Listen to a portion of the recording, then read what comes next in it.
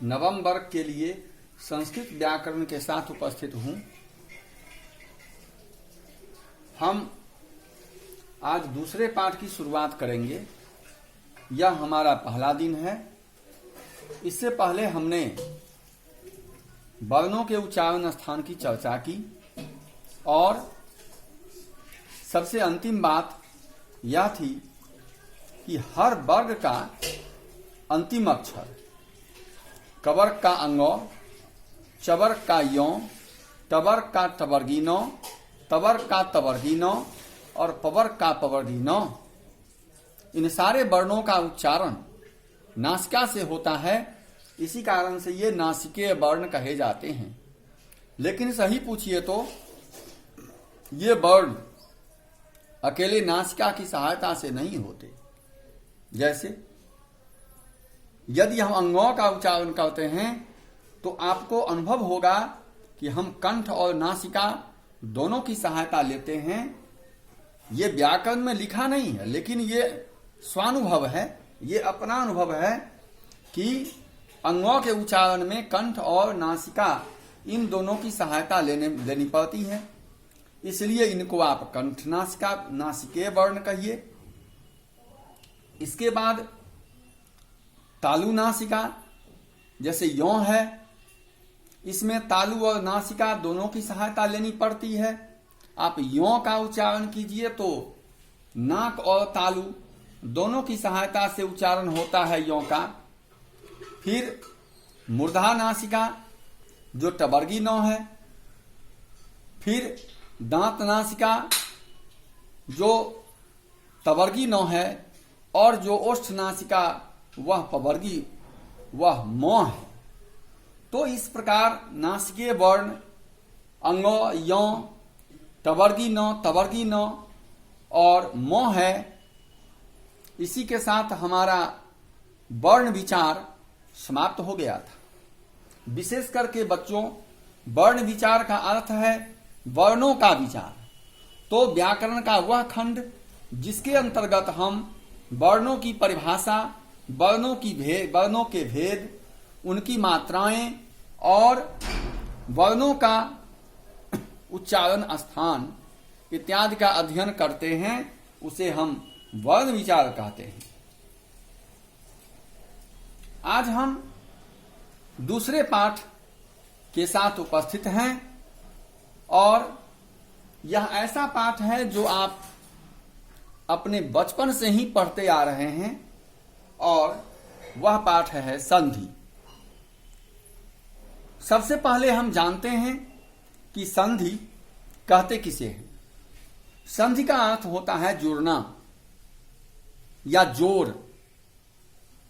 तो यहां भी संधि का अर्थ जुड़ना या जोड़ ही है, लेकिन इसमें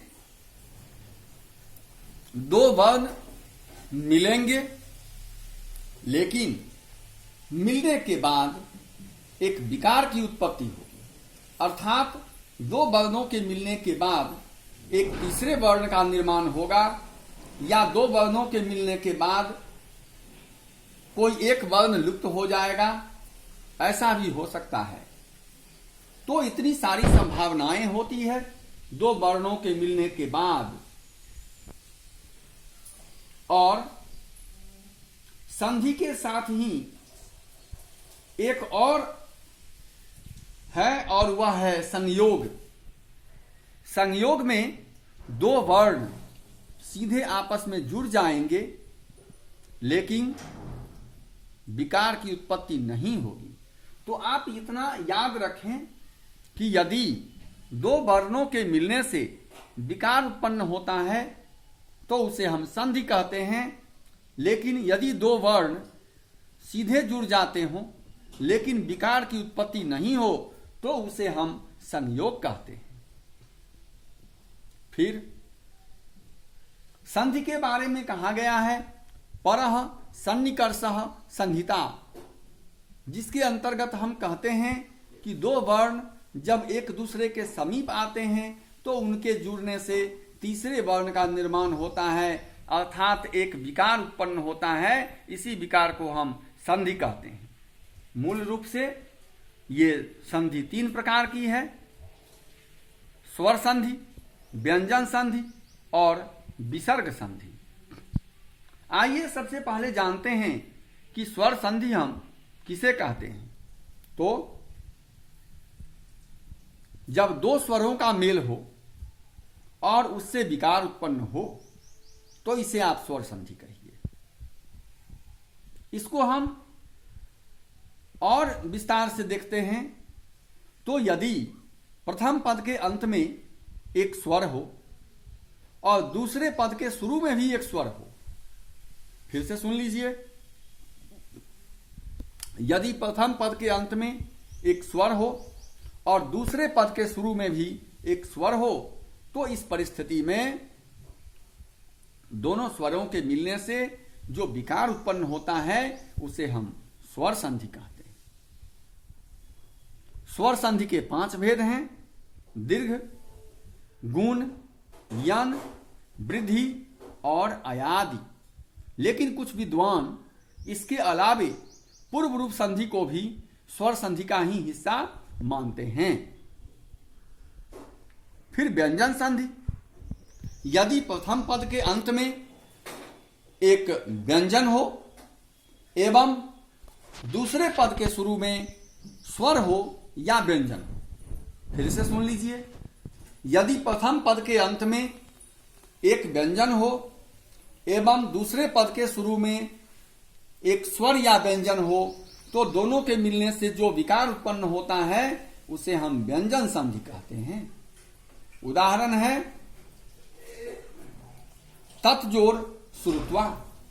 अब देखिए, तत् का अंतिम अक्षर तो है जो एक व्यंजन है और श्रुत्वा का प्रथम वर्ण श है, वह भी एक व्यंजन है। इन दोनों के मिलने से जो शब्द बनता है वो होता है तत्श्रुत्वा। मतलब तो का परिवर्तन च में हो गया और तालव्य स का परिवर्तन छ में होता है, तत्श्रुत्वा। इसी प्रकार दिक जोर अंतः, दिक का अंतिम अक्षर क है, अंतः का शुरू का अक्षर अ है, तो प्रथम पद के अंत में एक व्यंजन है, दूसरे पद के शुरू में एक स्वर है और इनके मेल से विकार उत्पन्न होता है। आप अष्टम वर्ग में भी पढ़े होंगे कि प्रथम वर्णस्य तृतीय वर्णे परिवर्तनम भवति। मतलब ये कि पहला वर्ण जो है, वर्ग का पहला अक्षर तीसरे अक्षर में परिवर्तित होता है और इस सिद्धांत के अनुसार दिक जोर अंतः बन जाता है दिगंतः। तो ये व्यंजन संधि था। और विसर्ग संधि के बारे में फिर इसी प्रकार हम ये कह सकते हैं कि स्वर और व्यंजन प्रथम पद के अंत में यदि विसर्ग हो और दूसरे पद के शुरू में स्वर या व्यंजन हो तो इस प्रकार दोनों के मेल से जो विकार उत्पन्न होता है उसे हम विसर्ग संधि कहते हैं। अर्थात विसर्ग संधि में प्रथम पद के अंत का विसर्ग और दूसरे पद के शुरू का स्वर या व्यंजन, ये दोनों मिलकर एक विकार उत्पन्न करते हैं और इसे ही विसर्ग संधि कहा जाता है। कभी कभी ऐसा भी होता है कि विसर्ग लुप्त हो जाता है और एक दूसरा वर्ण आ जाता है। तो इसलिए बच्चों, स्वर संधि, व्यंजन संधि और विसर्ग संधि, ये 3 प्रकार की संधियां हैं और इनमें से नवम वर्ग में आपको मूल रूप से स्वर संधि पर ध्यान देना होगा।